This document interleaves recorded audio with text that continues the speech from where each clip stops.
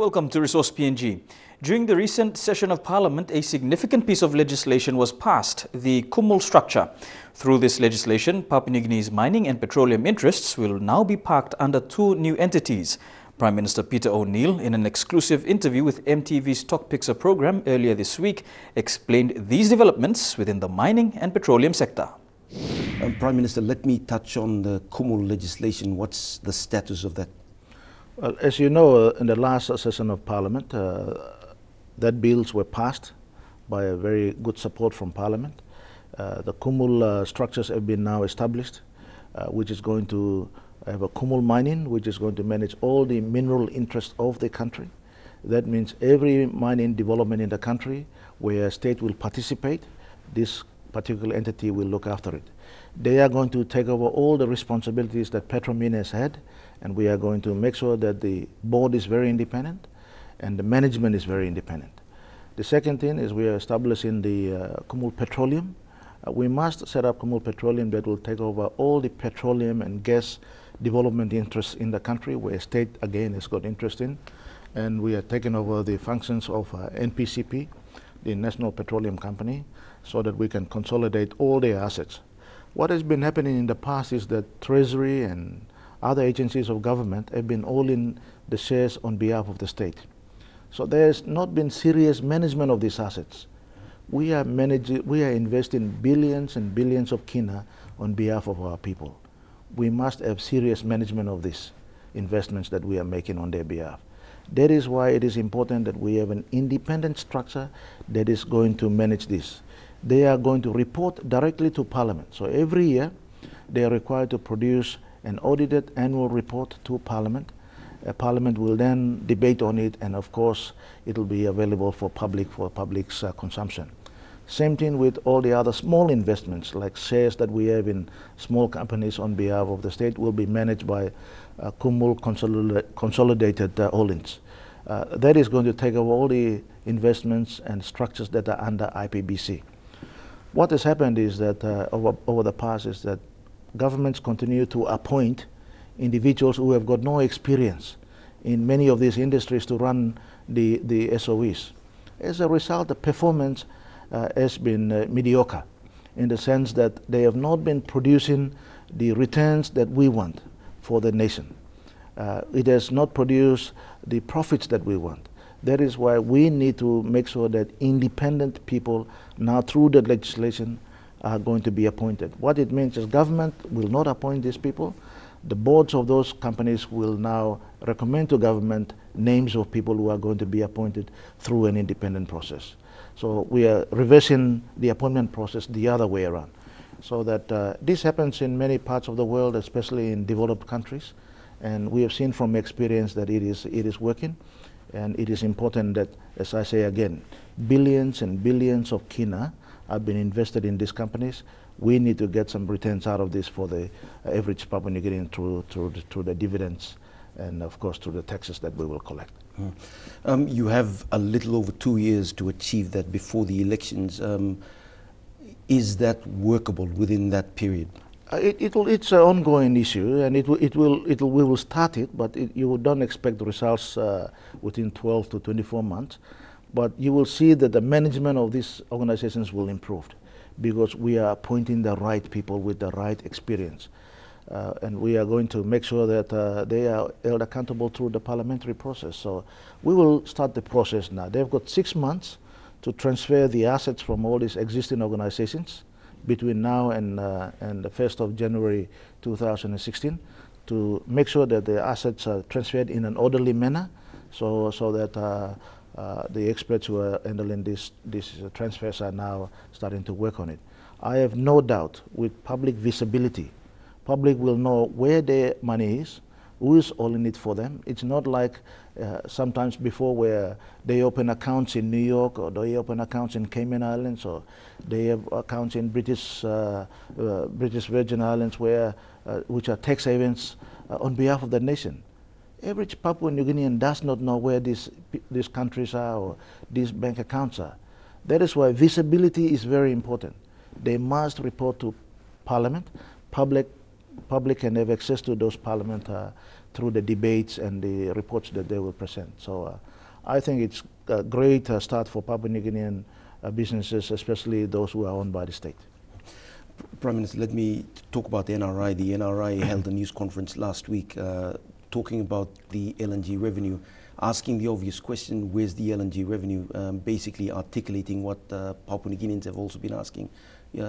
What's your answer to that?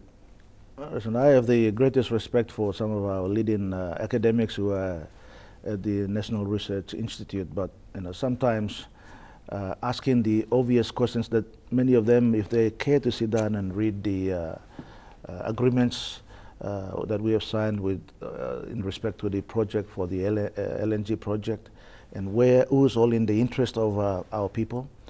The interest that the shares that we own are held by NPCP, National Petroleum Company, which is managed by Frank Kramer, who is the chairman of the board, Wapu Song, who is the managing director. There's a very strong independent board that is managing this.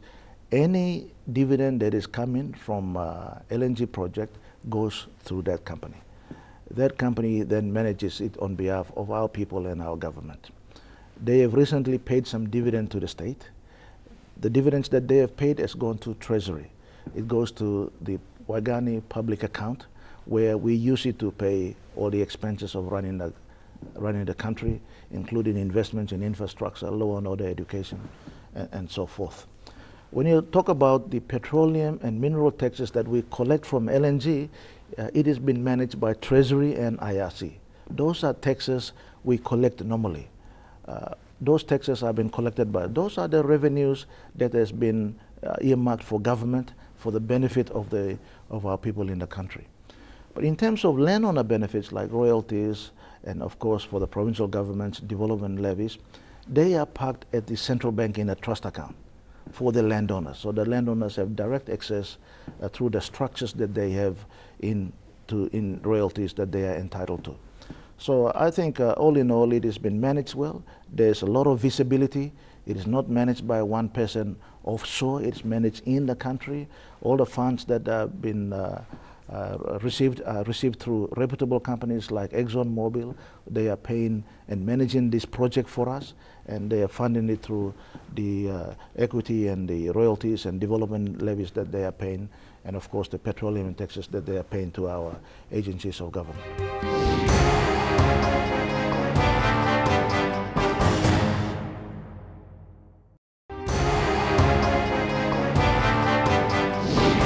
Welcome back to Resource PNG.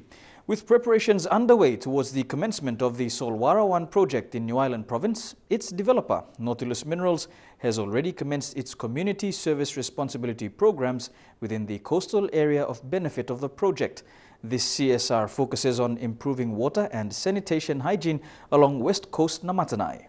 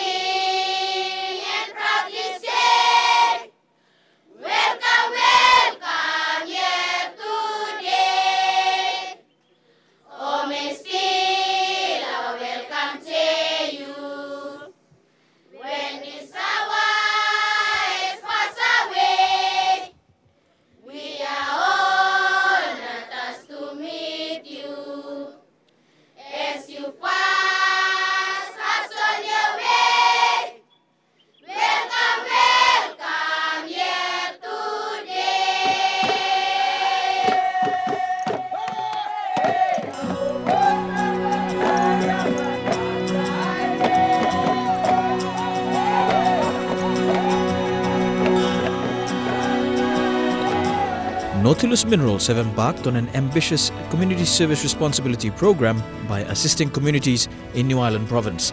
Recently, Nautilus Chief Executive Officer Mike Johnston was in the province to officially launch a water and sanitation hygiene project, which the company is rolling out along 23 villages along West Coast Namatanai. Teacher Merito, thank you. Thank you. Okay.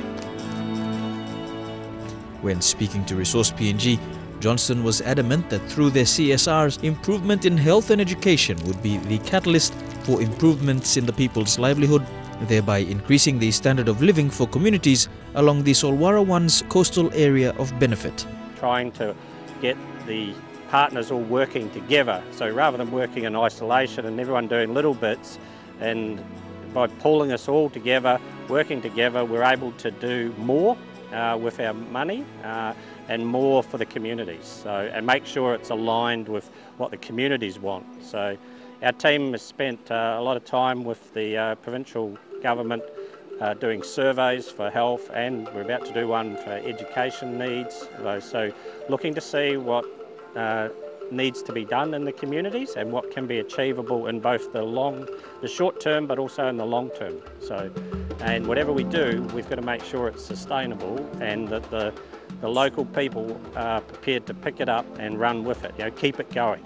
And I think you see a really good example here at this school where the parents and the teachers have all got behind all of the aid programs that they've benefited from. You see the quality of the buildings. We feel very confident in building the toilets here and putting in the fresh water, but we're confident that it'll be maintained by the local community. The community signs up to maintain it. The school signs up to help with the program. So I think everyone's working together to achieve the same outcomes.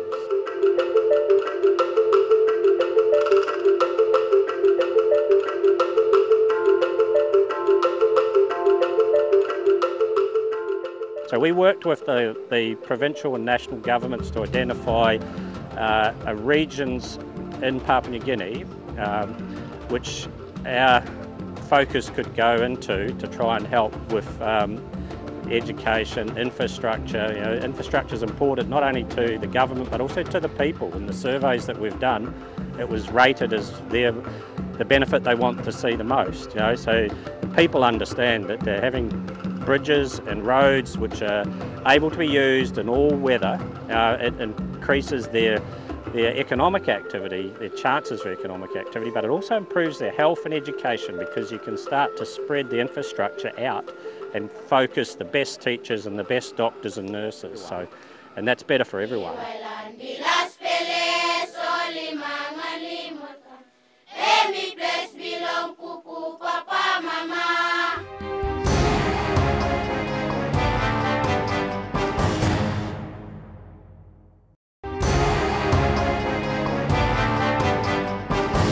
Welcome back to Resource PNG.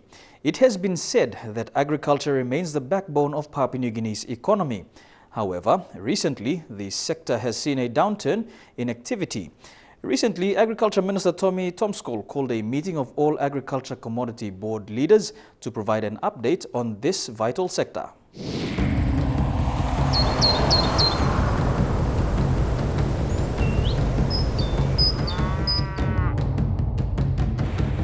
Prior to the current mining and petroleum boom, Papua New Guinea's economy was heavily dependent on agriculture. However, with PNG's boom in the extractive industry, the focus on agriculture slowly faded to a point where the industry is now in dire need of immediate intervention.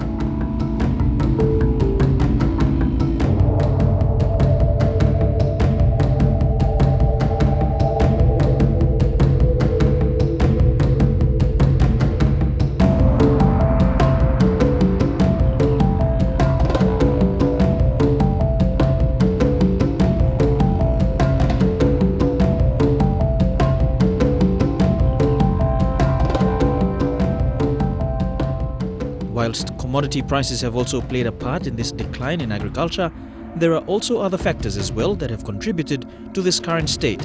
Resource PNG recently spoke with Agriculture Minister Tomscoll to get an insight on the challenges facing agriculture in PNG.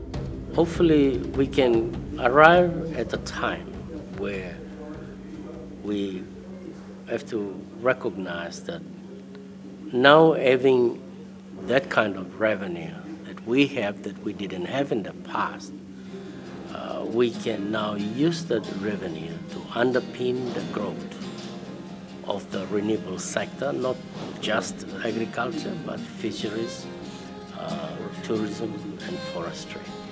So we can grow the sector. That is the sector that is sustainable. That is a sector that distributes fairly equally across the segment of population. So hopefully we can get to the point where we just don't say that it's the backbone, we just don't say that it is the priority, but we actually put money into funding it. Like I said, the agriculture sector is not a bad sector. It's a sector that you can easily put a rate of return on. And there are other factors in it that you cannot put a rate of return. That is in health. Agriculture sector contributes to your health.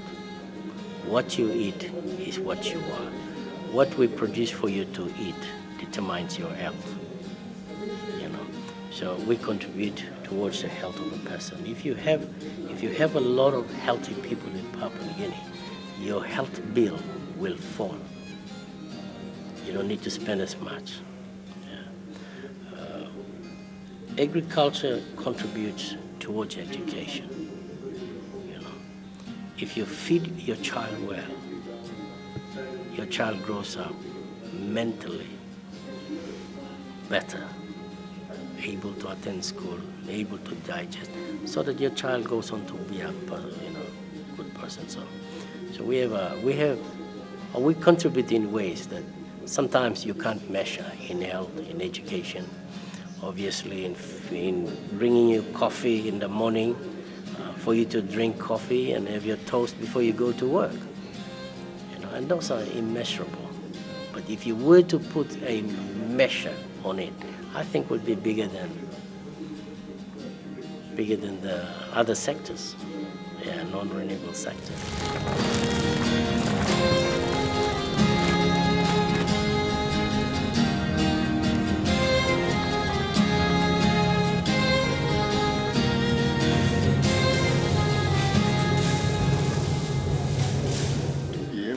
We are looking at a number of options. Obviously, we've been speaking to our development partners like the European Union, New Zealand Aid, Australian Aid. We are working with our colleagues in World Bank. So these are new options that we are looking at to support to complement the funding that we get from agriculture from the different sources. We are also looking very, very seriously at getting in the private sector to partner us so that we have a public-private partnerships in many of these agriculture projects. As you know, for far too long, agriculture has been heavily dependent on government funding. It's done on the basis of a gentleman's handshake, and it's not worked very, very well for the sector.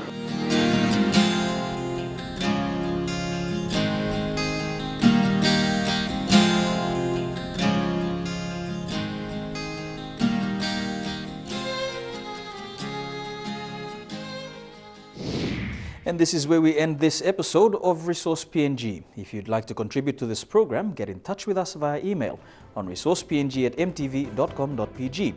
To view this edition again, log on to www.mtv.com.pg, where you will find a link to the Resource PNG page. Until the next time, pleasant viewing.